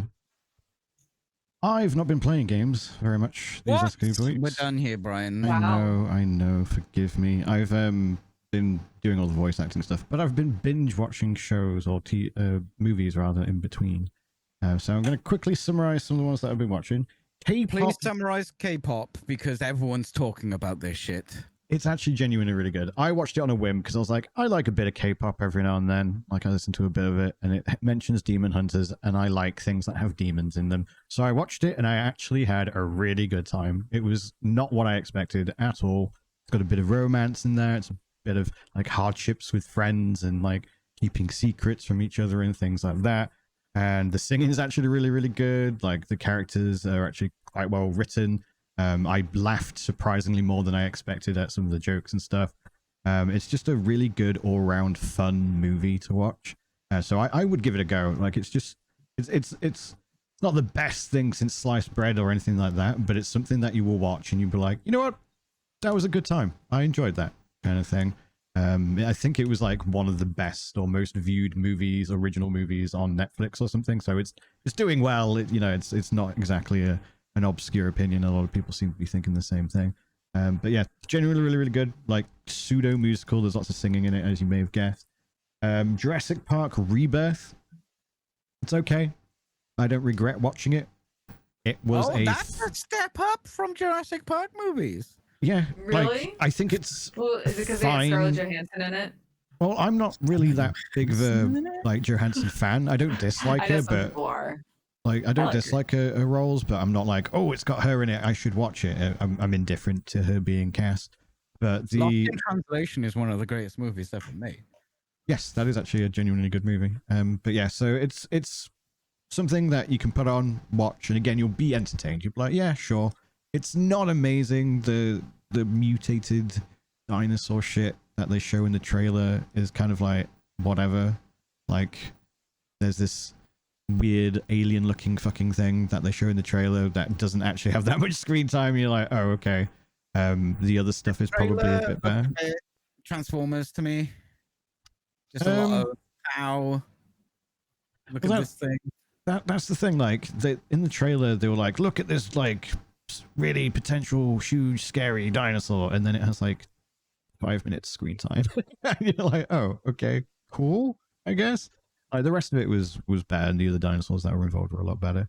Ballerina, which is the John Wick spin-off. If you're a John Wick enjoyer, you're probably going to enjoy. I heard that was really good. Yeah, like it's more John Wick lore kind of thing. Like if you enjoy the John Wick, is John Wick in it? Do you really want to know? Yeah, I know he's in it. Oh, okay. Oh well. Some people didn't, Pulp.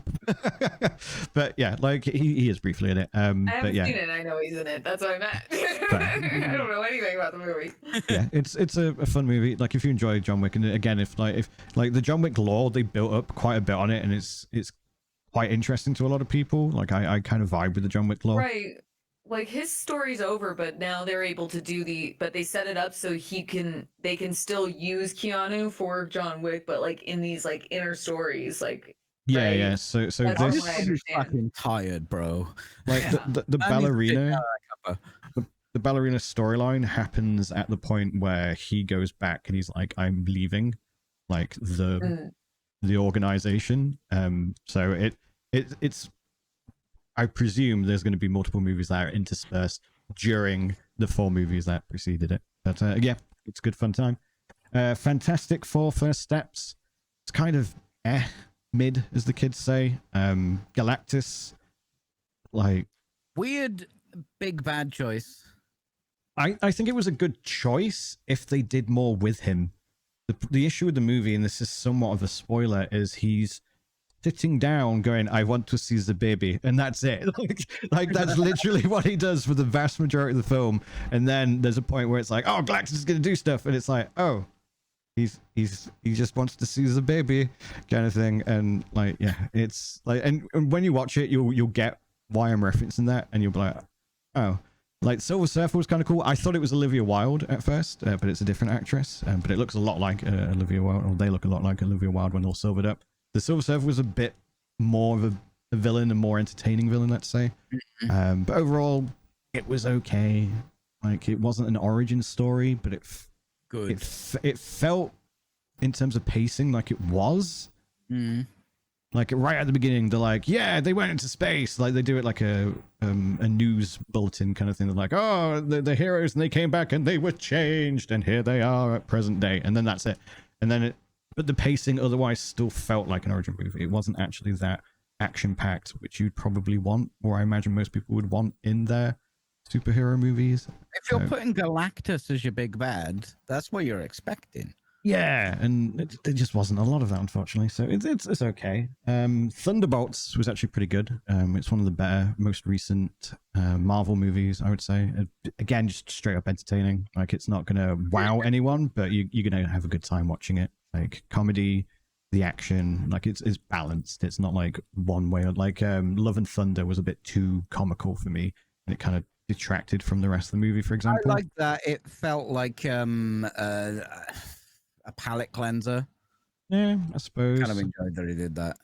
I think you're one of the few, unfortunately. Yeah. But like, I think Thunderbolts just got that balance just right. There was lots of lighthearted moments, lots of fun moments, lots of serious moments, dark moments. All the funny moments feel very Marvel movie funny moments.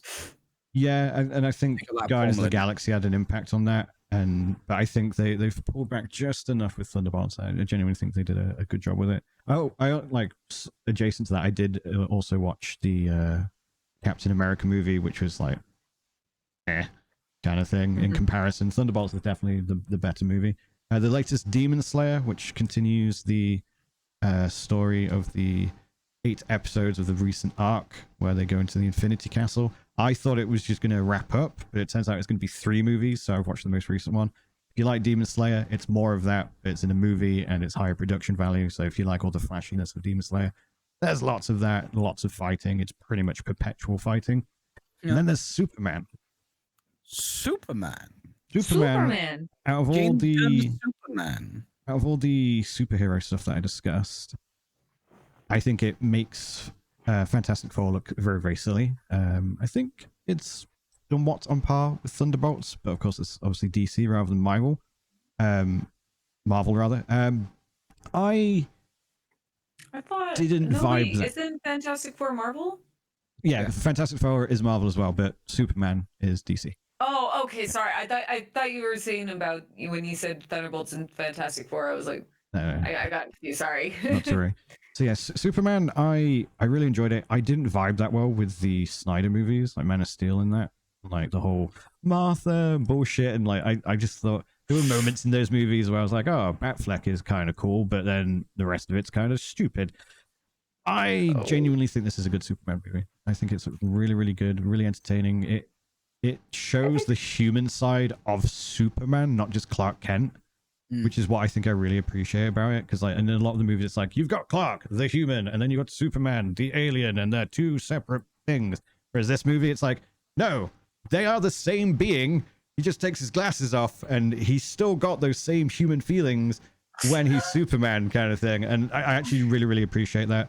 What I really liked about the vibe of Superman is James Gunn loves his niche fucking shit, like Mr. Terrific. Really? Okay, cool. But he's actually really fucking good in that movie, to be fair. One of the best. One of the best scenes is him.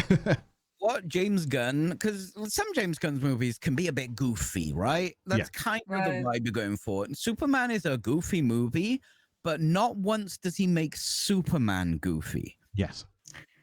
Right. It's like one little joke, but it's not a goofy joke. There's like he does this joke. Mr. Terrific's like, "Are you coming or what?" And he's like, "I'm kind of doing important things here." Like that's the one thing, and it's fine. Yeah. But the movie is goofy. What Nathan Fillion is fucking phenomenal in it, and the whole like stuff is just goofy. There's like people have been going, "Oh, it's political." It's like, no. It's just a really horrible country with a lot of guns and people with rocks. It's not that deep, bro. Yeah. It's just goofy, good versus evil. But not once does he make Superman goofy. And I'm like, that is my Superman. That is my Christopher Reeves Superman. Because I like Schneider. I think Batman Dark is fucking but Superman doesn't work dark. That's the reason why the Death of Superman worked really well, is because they went, here's some dark shit, and everyone's like, oh shit. It wasn't just 100% dark all the time, because Superman he's a Boy Scout, right? Yeah. He's just like, I'm gonna do the right thing. And I think James Gunn nailed Superman, which hasn't been done for a while. Well, I agree. Okay, in TV it has. Not just Superman, but Superman's parents, like his human parents and stuff like that. Like things like that. The problem with like DC is they went down the trajectory of like everything has to be so dark and edgy and gritty. Batman was great with that. And I feel like the one character that didn't really work with that, like Batman can, Superman not so much, because his character was always more of a positive outlet. Yeah, like was supposed to be kind of like this positive character. Superman's just good. Making him like super serious just doesn't really fit like what his original intention was.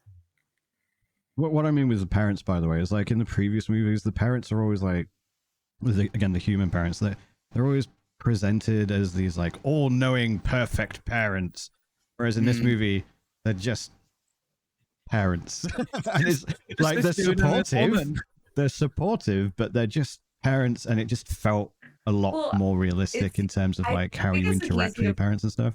I feel like it's easy for them to fall into that trope of the all-knowing, ever-wise parents, because he's like he's literally an alien and doesn't know anything, so it's so easy to fall into that trap. About how he was raised as well. The movie is about how Superman was raised and why he's good, and his parents do fit very well into that. But like Bryan said, without that trope of having, like Kevin Costner is like, I will save the world, just let me die for no reason. And it's just like, fuck off. It's very easy to fall in that trap too, of like getting instead of being Superman his ideals. Like you can have like to write good parents, they don't have to be like perfect. Yeah, they just brought him up good. That's it. Yeah. And that was I think that's always what his parents were like written as, that they were just they made him, they raised him to be like very like have very good integrity and morale, like, so they don't have to be like super perfect people and like all wise men. They just felt real. Yeah, they did feel real. A lot of people were like, oh, they're just bumpkin hicks. They're just stupid and like, that's not Superman's parents. But like, the thing is, they thought that because of like the southern accents and stuff like that. But like a lot of the stuff that they were saying and doing was again parental things. They were relatively old, so like everyone knows old people suck with tech. Like that's just a thing. That's just a thing. That doesn't mean, you know what we need here. Parents are done with tech. Yeah, and it's not like a commentary like saying, oh, his parents are stupid. It's like, no, old people are just shit with tech. That is just how it is, like 99% of the time. And people living out in the sticks who don't fuck around with tech all the time as part of their profession are probably going to be bad with tech. Like it was just little simple things like that, and people like blew it up and made it all hyperbolic and shit. People were going really weird people being real. People bringing politics into a movie that is like, it's basically the first Star Wars. It's big, dark, evil man. Oh my god. What's his face? Big bad. Lex Luthor. Lex Luthor. First of all, that guy is fucking phenomenal. That actor. Yeah. Wow. Second of all, he didn't have a reason to be evil. He was just a dick. Yeah. And I was like, this is blowing my mind. And it's so simple, good versus evil. He was just a dick. And also, he has the best scene in the movie. He's really pissed off and he starts knocking pens off tables. So all his assistants have to pick it up. Yeah. I think they did Lex really, really well. Towards the end, the thing with the dog, I thought was a bit. I didn't like the start with the dog. It was like, but I get the super dog thing. I'm not sure why he's in it. They show at the end why he's in it with Supergirl at the end. What do you think of Supergirl?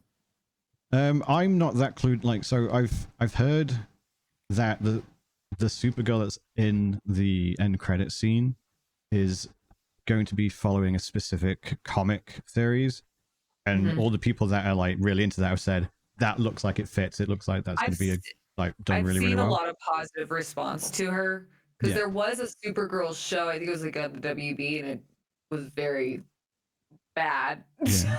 There's also like a positive response in that regard, where it's live action Supergirl. They tend to be like, oh, it's Superman but a girl. Yeah. And the comics did something really interesting. I mean, I'm not super into like Superman or Supergirl or any of that, so I can't really speak from like experience and like exposure to the characters, so I don't know too much. But I feel like we already kind of get an idea of like Superman's kind of like the DC, like it's kind of similar, like what I kind of associate with Captain America, like character wise, like at least like archetype, not so much of like the same superpowers or anything like that. But like, Supergirl was always kind of like, I never like really understood what her character was, so I never knew. I don't think many people who were writing and knew what her character was. It took a couple of iterations of the comic to find something for her. Yeah, she is. Well, it's easy to that was a big trap that with like comic books, and not just comic books, like a lot of things, like a lot of media, where it's like to bring in like a female audience, they'll make a female version of the character, and it's literally just the carbon copy of the original, like Batgirl and all that. I'd like to see James Gunn Wonder Woman. Huh? I'd like to see a James Gunn Wonder Woman. I think that is on the cards. They are like recasting it completely and abandoning. They're just trying to redo all of them, aren't they? There are going to be things that aren't canon to the DC universe. So, for example, the Batman, like Robert Pattinson, isn't DCU canon, which is why we will never see that Superman and that Batman together. Maybe one day, but it's not planned. I'm not sure how you put Batman into James Gunn's Superman universe, and it's not on Earth, by the way. Like, it's all made up countries and shit like that. Yeah. I think going back to your original question with the Supergirl thing, I think that's probably where they're going to go slightly darker route because of what I've heard about this specific series of comics that they're following. So I'm interested to see where they go with that. But yeah, I think that will be cool.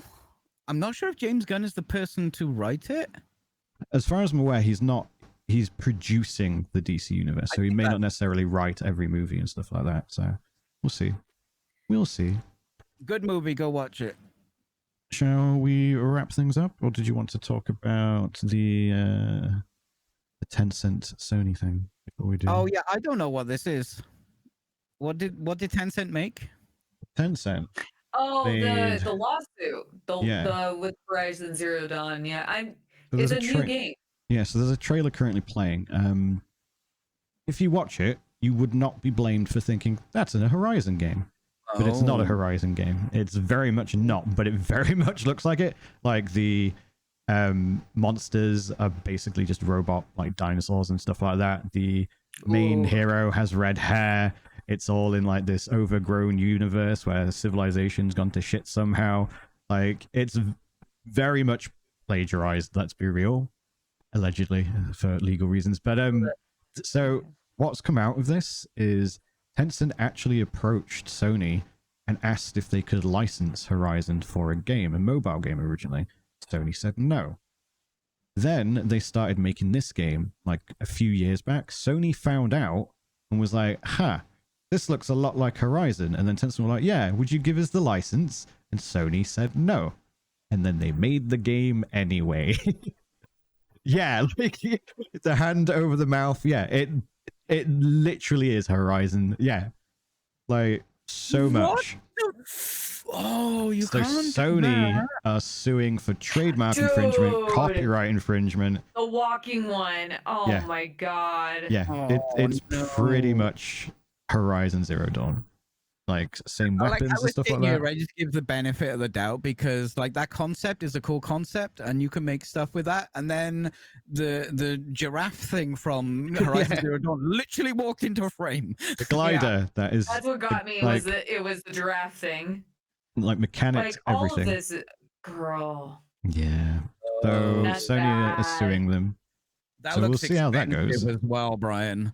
Yeah, well, it's Tencent. Tencent tend not to do small things, really. Like, I think one of their smallest projects is Path of Exile, technically, with GGG. So yeah, it's definitely something expensive. It's been in development for a number of years. Dude. Tencent were prepared to pay big money for the license. I haven't seen the trailer. I just heard about this.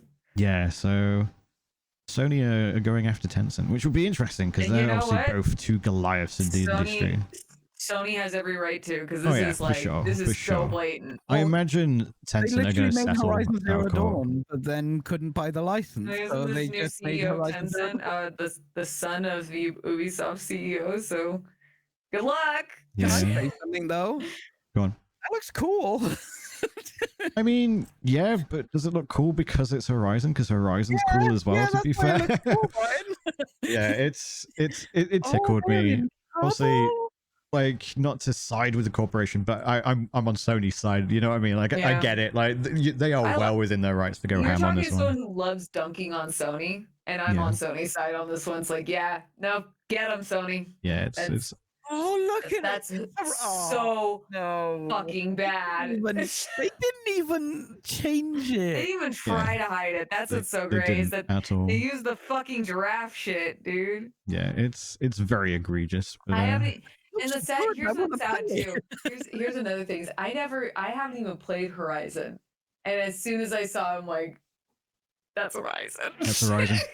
Well, I remember fucking giraffe thing because it was in I had the reaction when it was in Death Stranding because you can get there's that crossover in the game where on the director's cut you could get the giraffe, and I remember the first time I saw it because I never played Horizon. Giant scorpion. And I walked up to it, I was like, what the fuck is that? So I just seen it just walk in, I'm like, oh no. And that's the thing, like when it was announced, I can't remember if it was SGF or Game Awards, but everyone was like watching, they're like, oh shit, New Horizon, wait, Tencent, huh?